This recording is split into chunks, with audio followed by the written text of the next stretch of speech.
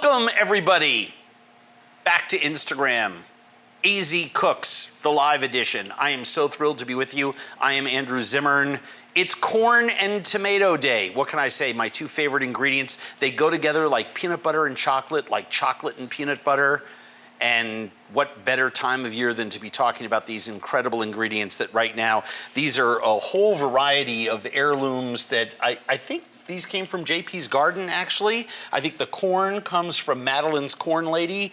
I don't know what farm stand provided these gorgeous carrots, but you know, it's summertime here in Minnesota and the ground is exploding. It's August, it is harvest time, and there's no better season for me to be cooking than in what I call this shoulder time of year. We're coming to the end of summer in Minnesota. It comes pretty fast. All of a sudden in mid-September, it's kind of like summer's over and we're fully into hard squash and apple cider. But you know, August 15th to end of October, right before the snow flies, is just an incredible time to cook where everything is on the table, literally and figuratively.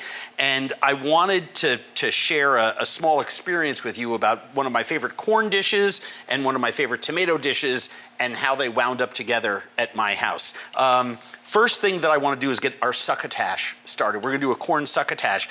I just made this dish a couple of, oh yeah, forgot my sponsor. Sorry, it's been a week. Thank you, by the way, for being patient with me while I was away last week on family matters. But thanks to our wonderful sponsors at Florida Cagna and at Schoon Cutlery. We love our sponsors, and we couldn't do this show without them or without you. So thanks to all of you. So I made corn succotash the other day with just corn and a pile of green beans, and then sprinkled my breadcrumb recipe on top of there. The breadcrumbs are on our website as a separate recipe. They're also on the recipe page with the succotash at andrewzimmern.com, as are all of our recipes. There is no paywall. Feel free just to grab them there. I love the crunch of those lemony, garlicky, herby breadcrumbs on my succotash. But there was something always missing from, you know, my corn recipes, and it was tomatoes, and it was always the sliced tomatoes in a salad or the chunked tomatoes. But I've been harvesting tomatoes and eating them since July, beginning of July. Whereas the corn, especially the really good local stuff, doesn't come out until now. So there was a disconnect. I'm gonna put my onions into my butter and a little bit of my chili flakes. I like a little chili pop, and I've made this little bouquet garni of thyme and marjoram, the herbs that I think are crucial to this. You can pull them off the stem if you like. I like being able to get all the flavor in there and pull the bouquet garni out. But I was making my corn succotash for years with all different things, sometimes just with one other ingredient, sometimes with a whole bunch, the way that we're doing here. I'm actually going to put my carrots into there now while my onions start to caramelize. Hit this up with a little more chili flake and season this with some salt. And I was just trying to figure out a different way to put tomato into the equation, and tomato with crunch and tomato with a little bit of acidity, a little more acidity into it, maybe some ammoniated acidity like an allium, maybe shallot. And I remember eating out that night at a Spanish restaurant, or the next night at a Spanish restaurant, and I had pan con tomate, which is the you know, Spanish tapa of toasted bread rubbed with garlic, on top of which crushed tomatoes are placed, typically seasoned with a little bit of shallot or onion and just salt and olive oil. And a light bulb went off, and I said, why aren't I serving, because they're both available like crazy, I'm talking about the main ingredients at their peak at this time of year, why aren't I doing corn and tomato together that way? So this is the way I've been throwing corn and tomato together now for quite some time. I'm just gonna raise the heat up there to high because I really wanna scorch my onions before I start adding too many of my other ingredients, although I am gonna throw my fennel. You can use celery. I've just, I'm a fennel nut. We've talked about that before. I love that anise flavor. My corn and my peas require almost no cooking at all, so I really just want to caramelize some onion and get some of that steam to start cooking my carrot and my fennel before I add those. It's a very, very quick and easy dish to come together. The other thing that's very important is that at this point, I know I'm not going to burn my pepper. How do I know that? Because it's going on top of the carrots and the fennel, and there's steam there, and by the time I start tossing this around, but it's very safe, they're not going to scorch, but you have to be careful with pepper. I love black pepper, corn, butter, cream, breadcrumb, vegetable. It's black pepper and corn to me is a fantastic flavor combination, but I want to make sure it doesn't turn bitter. So while that's actually cooking, let's do the pain part of our pan con tomate. I have here some slices of focaccia. I love the crumb on focaccia. I love the softness of focaccia. It's perfect for this dish. So typically what I do is I try to match those other pointed ends, since when you cut slices out of focaccia, this is what happens. My stove doesn't like that, of course. Put that back up there. So I have these slices of focaccia. I don't know, they're about 2/3 of an inch. I want it to be able to hold the tomatoes, but I want enough bread to soak up that juice. And most importantly, I want you to be able to bite through it. That's why baguette like this is delicious warm with butter, and it's great sopping up that scarpetta, the last bite of pasta. It's great with soups, but I don't use it for this dish, right? You can use that pan cristal, that Spanish bread that almost weighs nothing. You can also use a conventional country loaf that has a very fine crumb. Typically what I do is I will cut a slice of this into thirds so that you kind of can hold it and have a couple of different bites. I don't like to make this a one biter. I like this to make this, a 2 or 3 biter. And let me see if I'm ready here. I'm almost ready to toss this. I'm just looking to make sure that my onions have started to caramelize and I can smell them. We talk about this in the kitchen all the time. You can see things with your eyes, you can smell it, you can taste it, you can hear it, you can feel it. Smell is very, very important.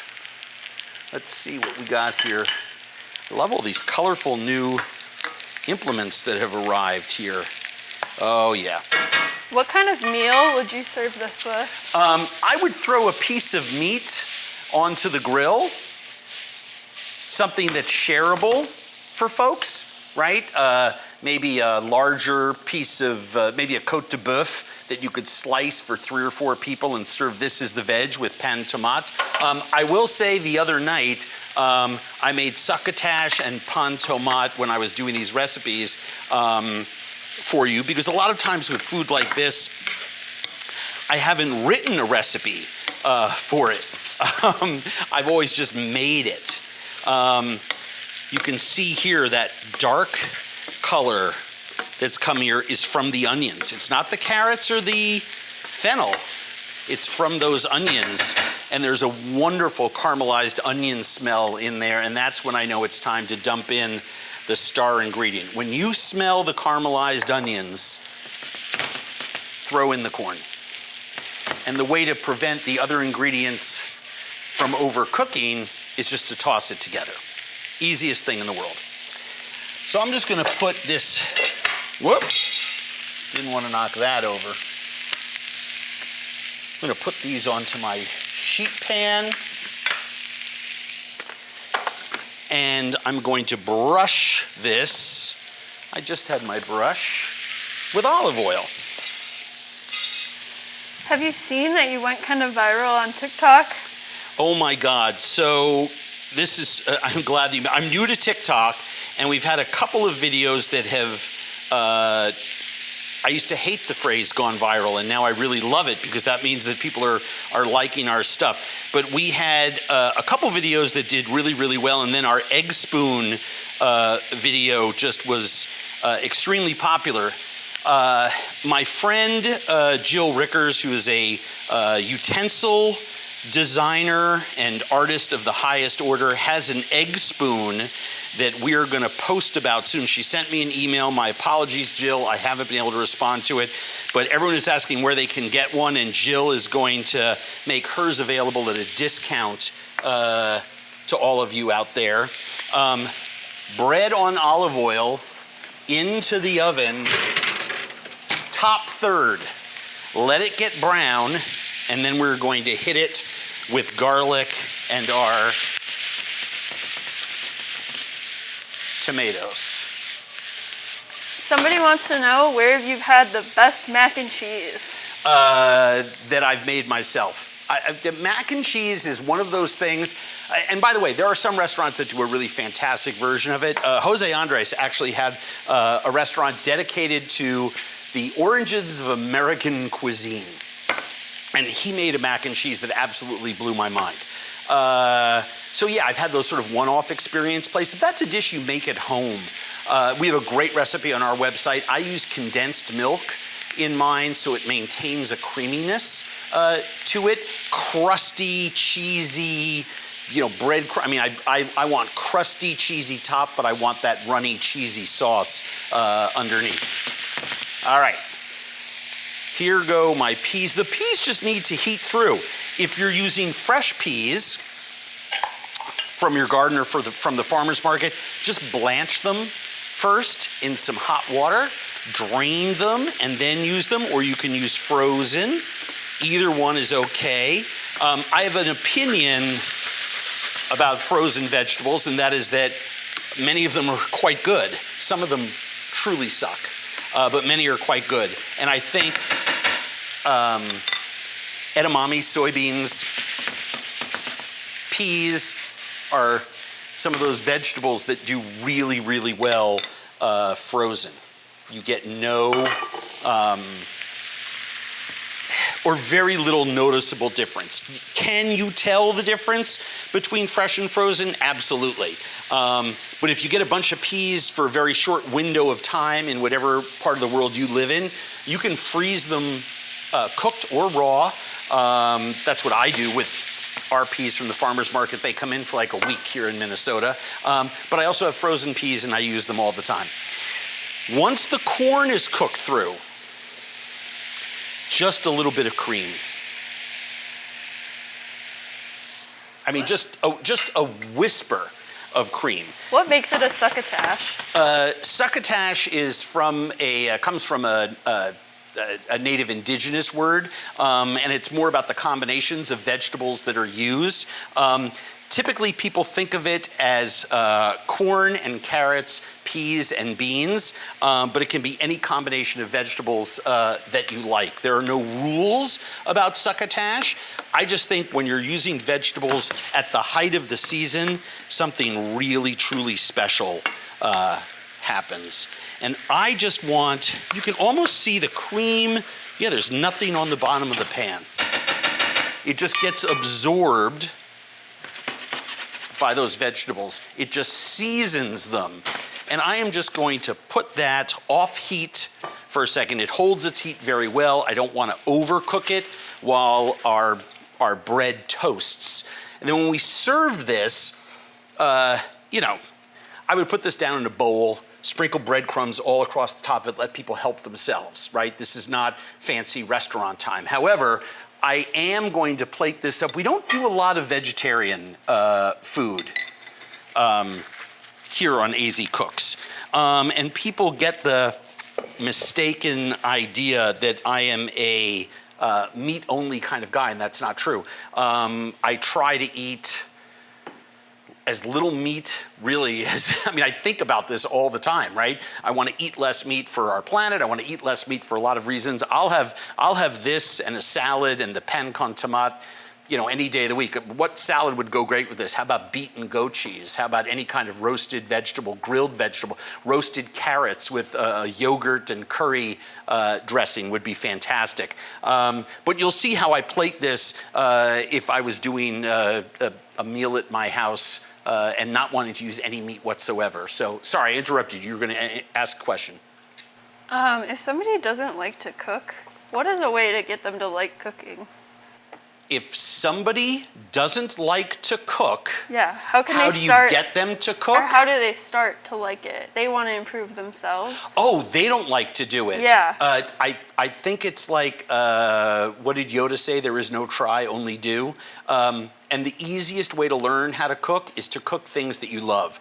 So if you don't like sushi, don't start out by making it, right? Find the thing you love the most and just make that. Just start with one thing. And then every week try to make 2 new dishes of things that you like to eat. If you like pancakes, learn how to make pancakes. Not from a mix, right? We're talking about from scratch. That's the easiest. I thought it was how do you get someone who doesn't like to cook? And the answer there is even simpler. You withhold things that they like. It's like jail. Oh, that's going beautifully. Continue. What is the worst vegetable? The worst vegetable? Mm-hmm. Oh my God. I really can't think of a there are some that some people don't like. Some people don't like the bitterness of rutabagas, for example. I love them. I think it really depends on how you choose to make them. Some people don't like kohlrabi. An amazing chef out of San Francisco, born on the East Coast, lives and has restaurants in the Pacific Northwest. Chris Cosentino takes that vegetable, slices it paper thin, and does a Caesar salad with it that's out of this world. I want to grate and get my tomato piece ready. This is a box grater, big holes. This is the stem, and everyone's always confused by this. This is the stem end of the tomato. It's where the stem is. Hold on to it. Push the tomato against those holes, and you will notice if you just push that the skin, and you can rotate it and make sure you get all the pulp out, but the skin just breaks and spreads from that whole tomato. And then this gets thrown away. And I like to make the same colors. If you mix these green zebras with these yellow tomatoes and the red ones, you know what color you end up with? Brown. It's not very nice. So I try to stay color specific. Is it nice to do this with just yellow tomatoes? Sure. With just green zebras? Sure. But be careful about mixing them. Like goes with like. And I'm just pushing down just to push, and I'm turning this, get the last of that flesh out. Now, typically I make more of this, but someone wrote me the other day and said that they saw me cooking in what I said was my home kitchen in a video, and I said yes. And they were like, I thought this was your home kitchen. No, this is our kitchen studio at work where we do this kind of stuff. So there's not like a big leftover scene here. I tell people all the time, do not use this straight. It's too watery. Just the water goes right through it, makes everything soggy, right? So one of the things with this tomato pulp, I'm just picking any spatula, right, is you can actually pull the solids to the side, because you want to keep that water, right? So you can pull this to the side and just lift it out, right? So that's an option for people. Or you can call what I do under strain, right? Which is just do this and get some of that liquid out.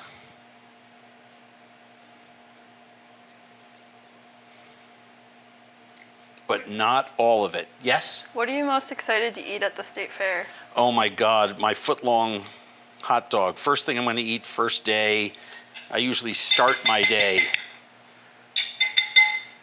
at Speedy's old booth, Carnes and Underwood, on the corner of Carnes and Underwood. So here I have this wonderful tomato juice. You can always put more in. I've only taken about, I don't know, a quarter cup of that out. I save that, I use it for all kinds of different things. And all I've really done is I've just made the tomato mixture a little chunkier. I add salt, because I want it to be salty. It's almost browned enough. And I want to add shallot. Now, you don't want to grate the shallot because it turns it a little bit bitter. All you want to do is take off that outermost layer of paper, and with these larger shallots, you actually have a secondary layer of skin that turns into the flavor. You just want to make sure you're revealing that tender, beautiful, delicious part of the shallot. And then all I'm going to do is just put a few thin slices onto my cutting board. And I'm being really meticulous about this because here is a place where I truly want to be very persnickety about how I cut this. I'm just gonna, I guess I'm not looking for that much, maybe a nice sized tablespoon. And all I'm gonna do is mince in one direction and then another, because I don't want to turn any of this to liquid, but I want to make sure that I've minced my shallot. And this is why you use a sharp knife. I sharpened this knife, well, I didn't sharpen, I honed it right before we started cooking, because I want little bits of shallot. I don't want any shallot water or shallot juice, or however you want to call it, that's going to leave one bite bitter, right? I want really nice minced shallot. What knives would you recommend? I mean, look, my sponsor's knives, Shun is my sponsor because that's the knives that I love using for my everyday cooking. I'm a professional chef, and I am, a culinary, raconteur. So, my sponsors know I have 200 knives here at work and maybe another 100 at home. I mean, I have an absurd amount of knives that I've collected for everyday use. This is my EDC, my everyday carry, as my veteran friends like to remind me. Maybe a little bit of pepper here, and then we have this gorgeous olive oil. Now, a nice glug of that olive oil is so important. Let me get, is there oh yes, there is. And then we're not mixing this to make it homogeneous. I'm not using a blender or a whisk. I just want to make sure that I'm going to get olive oil, salt, tomato, and shallot in every bite. And I want to be able to put a tablespoon on top of every piece of bread. And to do that, we need to make sure that that bread is nice and crispy. The other thing that we're going to do is we're going to rub garlic on that bread so it has the aroma and the flavor of the garlic without biting into a piece of it. Some people like to cut the end off the garlic and use a flat cut side. I have found that doesn't work so well. If you use a sharp knife, that flat cut end is going to seal off a lot of that garlic flavor. What I have found is take one of the longer sides and just flatten it so that it's kind of, I just did it on a grater. You can't see it, but it's rough, right? So I just do that twice. So I expose a cut end to a couple of garlic cloves, right? How do you know what kind of olive oil is good? Oh gosh. I use high quality, olive specific, extra virgin olive oil that's been cold pressed, and I I've learned over the years what brands I like from countries of origin as diverse as, from Palestine to Morocco, Spain, Italy, France. These are all olive oil producing countries. America produces some spectacular olive oil. Shameless plug for a really great female-owned brand, Pineapple Collaborative. Check out their website. I've been buying species-specific olive oil from them for a while. It's absolutely fantastic stuff. And they have some of the best apple cider vinegar you'll ever taste. All right, this is almost getting there. We have a lot of moisture in this. This is almost getting toasty. And then we're basically done and ready to present this. Other questions, comments, criticisms? Oh, hey, tell your friends to subscribe to us on YouTube. I am 1,000 subscribers away from 100,000 subscribers, which is a great milestone for us. So push us over the edge. If you enjoy this, send an email to everyone on your list and say you enjoy it, check it out, subscribe to me on YouTube. Really cool content comes your way all the time, I think. I think it's cool content. We all think it's cool content. What are you making? People are joining a little late. For those that are joining late, we've made we're doing corn and tomatoes. So we have a really wonderful corn succotash that's over here, infused with thyme and marjoram, which actually I can just throw this because the thyme and marjoram bouquet garni has done its job. We should taste this because we're gonna serve it any second. And this is just perfect. Absolutely perfect. What's your YouTube channel? Andrew Zimmern on YouTube. There you go. It's Zimmerman. No, I'm just kidding. We get that all the time. They thought that was hysterical. I was playing to an audience of 2. Yes, it is Zimmern with a Z. Another minute. What is your favorite meal to have after a round of disc golf? Ooh, after workout, I really try to eat the unhealthiest thing possible so I cramp up and feel miserable. No, not true. What do I usually eat? I'm always very hungry because I don't like to eat beforehand. And I know this is just really awful to say. It's a guilty pleasure. But on the way home from disc golf, depending on where I'm playing here in Minnesota, I will stop by some of my favorite quick serve restaurants. I'm not into fast food, but I am into quick serve food. And I will usually celebrate with like a Rita's blended, Italian ice and vanilla custard thing, or I will grab a malt at one of the local scoop shops. I'm not afraid to say. What I try to do, and this is just terrible. In my head, I'm like, I should just have a Jamba Juice. I should just go and get a healthy shake. I should go to the Wedge, which is the local co-op that I belong to, and have some like power green thing with lots of things that are fantastic for me. But I sadly usually don't get there before I've stopped somewhere else. Do you like avocado toast? No. I do, but it's probably the most it's delicious, but all of a sudden it's like no one ever ate bread and avocado before. It's like, I get it. Healthy breakfast, really good for you, easy, but avocados are one of the most, I love them.